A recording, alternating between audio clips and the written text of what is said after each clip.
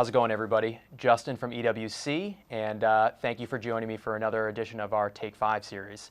So the Take 5 series is where we go ahead and we look at 5 of the most interesting, most exciting, my favorite 5 pieces that came into the shop this week.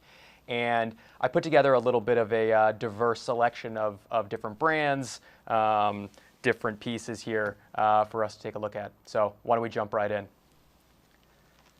So starting off, going with a really, really interesting special edition Patek. This is a 5125P. So it's a platinum Patek annual calendar. And this was actually introduced to celebrate the 125th anniversary of Patek's relationship with famed jeweler Wempe.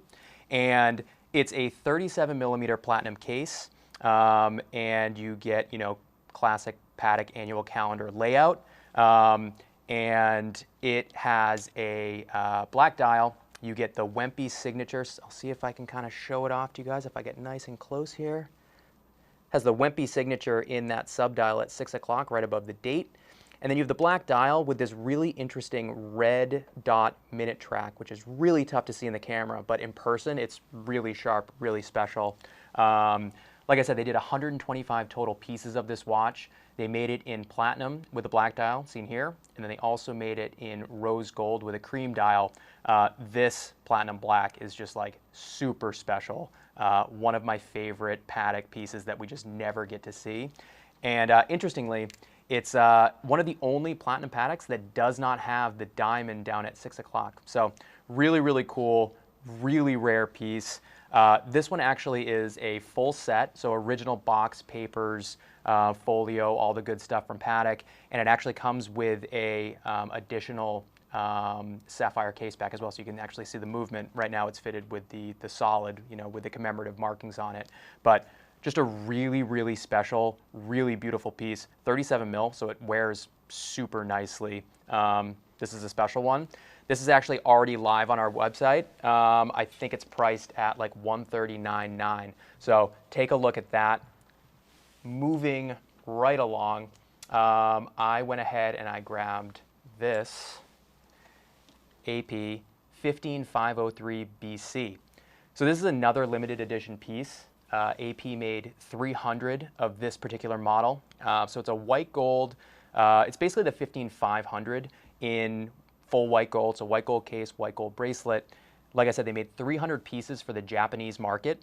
And the real kind of showstopper on this one is that unique blue dial, which if I catch it in the light for you guys, you can see that it's a lot brighter than kind of that typical darker blue that you see on like a 15, just a standard extra thin or more just the more standard AP Royal Oak. So nice, really bright blue petite tapisserie dial.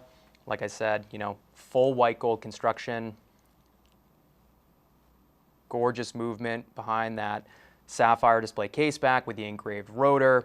It's a big watch. It's 41 mil, so the same size as the 15500, and it's got some serious heft to it. All that white gold. You're not going to forget that it's on your wrist. So this is a really, really interesting, really sharp piece. This one is available as well. Full set, $69.9 on our site right now. So check that one out. Next, let's save this guy for last, I think. I'm going to go ahead and kind of talk about Old Faithful here. This is the brand new 126518 LN, so it's the latest version of the Rolex Daytona.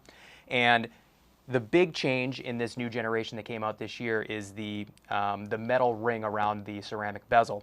So, when they introduced it and I first saw photos, I was like, I don't know, it doesn't really make that much of a difference in my opinion. And then I saw it in person, and it totally changes the feel of the watch. It's crazy what like that little change will do. But so obviously full yellow gold on the Oyster Flex strap, which I'm a huge fan of. Yellow gold clasp, and then like I said, you've got that ceramic bezel that we're all used to at this point, but it has this yellow gold ring around the outside of the ceramic bezel, and it's really weird, but it just slims down the black ceramic bezel just enough that visually on the wrist, I'll see if I can pop it on real quick for you guys, but it feels a lot smaller than the 40 mil that it is. You know, wears just as well as any modern Daytona that you may have put on your wrist, you know, in the past couple of years. And then this too, this has those, you know, black dial obviously, black subdials, but it has those gold rings around the subdials, which really reminds me of like the, you know, the 16528 Zenith Daytonas from, you know, the late 90s. This is a stunner of a piece. Like I said, wears incredibly well. I'm a huge fan. I really, really like what they did with the Daytona. Next up, kind of staying in the sport watch family, and I grabbed the Rolex, the Tudor Pelagos FXD. So this is the Red Bull, the Alinghi Red Bull Racing edition. So, you know, it's a little bit bigger than I usually like to wear. This is, I think, 42. Let me go to my notes. Yeah, 42 millimeter carbon composite case. But it has this really nice matte blue, dark matte blue dial. It's got this carbon composite, you know, rotating bezel, which actually has a reverse register, you know, so instead of going, you know, from 0 to 60 clockwise like a normal bezel, this is reverse, so it goes from 60 counting down. I'm sure it's honestly for some kind of, you know, regatta timer, you know, for the Alinghi Red Bull Racing Team, but I have no idea how you would use that. It's on this really great fabric NATO strap with this titanium tang buckle. It's great. It like, give me a Velcro strap on a sport watch any day, and it just like, I'm a huge fan. So like I said, a little bigger than I would normally wear at 42 mil, but it sits really nicely on the wrist. And like for like a, you know, t-shirt watch, it's still summer here in Boston, you know, in mid-September. This is pretty perfect. You know, you got that, the classic loomed snowflake hands, and then you get a really nice contrast with the red central seconds, the red Pelagos signature right above 6 o'clock. Honestly, I could do without the Red Bull Racing signature up in the Rehaut at 12, but you know what? You only really see it if you really look for it. So this is a really, really nice piece. Super durable, obviously, in that composite case as well. So that's a fun one. That, I don't, oh, you know what? Actually, this is available on our website right now. I think it's $32.50, so cool piece. And last but certainly not least, we have this absolute stunner of an FP Journe. So you might be looking at this, and you know, you might be familiar with the Calendrier model, which is, you know, classic Journe, you know, with the retrograde date around the outer edge, you know, from like 5 o'clock all the way up to around 1 o'clock. This is a really, really special version though. So I'm gonna go to my notes so I don't screw this one up.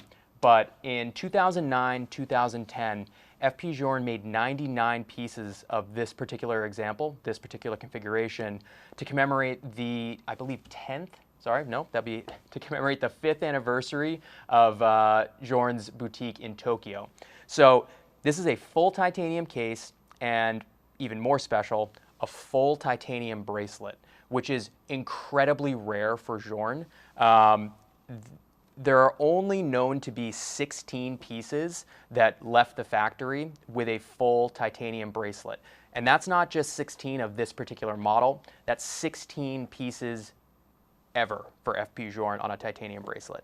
So really, really rare, really special. There's actually less than 5 of this particular model that are known to have the titanium bracelet as well. This is one of them. This is a little bit better than your typical Calendrier. This actually is a Perpetuel calendar. So the official model name is the Octa Perpetuel Anniversaire Tokyo. You know, normally the Calendrier is just a standard annual calendar. This is the Perpetual, which obviously compensates for leap years in February.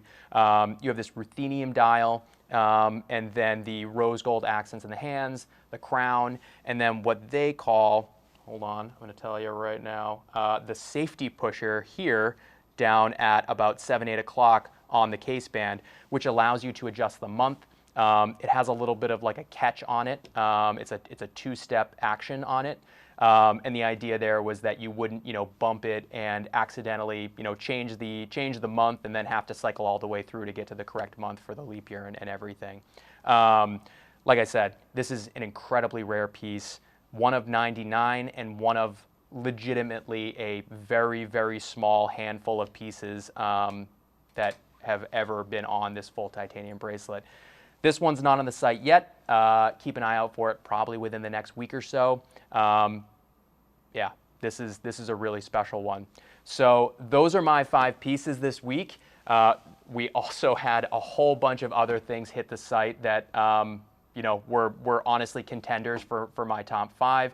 Go ahead, head over to EuropeanWatch.com, check out our new arrivals, and let us know in the comments which of these 5 is your favorite. Thanks for joining, and we'll see you next week.